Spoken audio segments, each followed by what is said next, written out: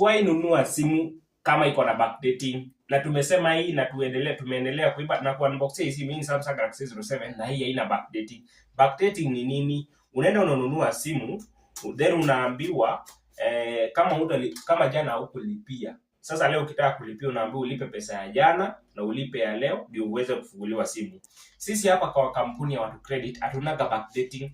Tunakuletea simu kama hizi, simu mwecheche. Simu inakuja ikiwa very clean and very sealed. Na hii ni simu ambayo nakupatia na deposit ya Kenya shillings 3500 kwa siku, unalipia only Kenya shillings 92.